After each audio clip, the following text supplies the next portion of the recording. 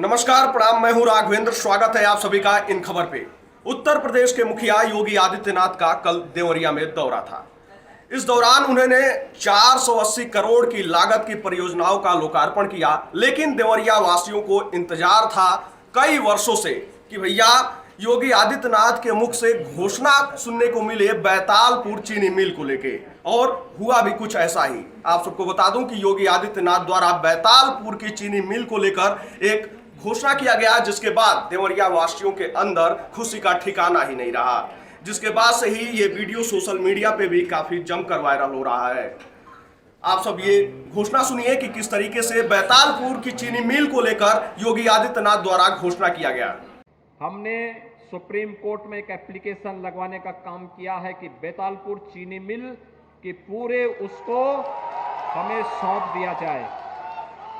अब केवल चीनी मिल ही नहीं लगेगी, चीनी मिल भी लगेगी, डिस्टिलरी भी लगेगी, कोजन प्लांट भी लगेगा, इथेनॉल प्लांट भी लगेगा, और साथ साथ वहां पर एक शुगर कॉम्प्लेक्स बना करके एक साथ हजारों नौजवानों के लिए नौकरी की सुविधा भी वहां देंगे, ट्रेनिंग सेंटर भी देंगे। जैसे ही परमिशन मिलेगी हम लोग तैयार बैठे हैं, पैसा लेकर के बैठे हैं। जैसे परमिशन मिलेगी हम लोग इस कार्य को यहां प्रारंभ करवा देंगे। भाइयों बहनों, चीनी के कटोरे के रूप में कभी जाने वाला यह क्षेत्र, एक एक करके सभी चीनी मिलों को, एक ही उद्योग था यहां पे, तो चीनी उद्योग, लाखों नौजवानों को नौकरी थी, लाखों किसान अब उस पर आश्रित होता था। लेकिन पिछली सरकारों ने चीनी मिलें बंद कर दी, एक एक करके बेचते गए, औने पौने दाम पे बेचते गए। जितनी जमीनें इन चीनी मिलों के पास थी, अगर उस जमीन की ही अगर कीमत आप लगाएं तो भाइयों बहनों, जितने में 22 चीनी मिलें इन्होंने बेची थी, अकेले एक चीनी मिल की जमीन की कीमत उससे ज्यादा थी।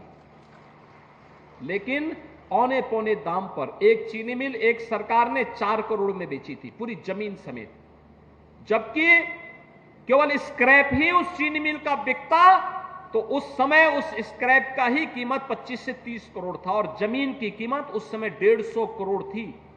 लेकिन डकैती डालने का क्या तरीका होता था, यह पिछली सरकारों में होता था। हमने फिर से चीनी मिलों को चलाने का एक संकल्प लिया है। इस वीडियो को वायरल होने के बाद देवरिया सदर से विधायक सलमणि त्रिपाठी ने भी योगी आदित्यनाथ का आभार जताया, और उनके द्वारा एक वीडियो भी ट्वीट किया गया, जिसमें इस बात का जिक्र उन्होंने विधानसभा में किया था।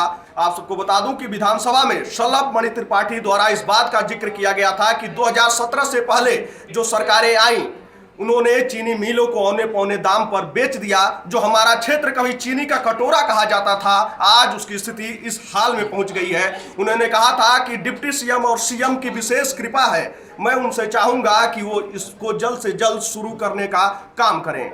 वहीं आप सबने सुना कि किस तरीके से योगी आदित्यनाथ ने इस बात का जिक्र किया कि उनके द्वारा एप्लीकेशन सुप्रीम कोर्ट में पेश कर दिया गया है, और जल्द ही उस पर अगर अनुमति मिलेगी सुप्रीम कोर्ट से तो हम लोग पैसा लेकर तैयार बैठे हैं। अब देवरिया यानी कि बैतालपुर में सिर्फ चीनी मिल ही नहीं, एथेनॉल प्लांट से लेकर और बहुत सारी परियोजनाओं पर लेकर कार्य होगा, और हजारों युवाओं को रोजगार भी मिलेगा।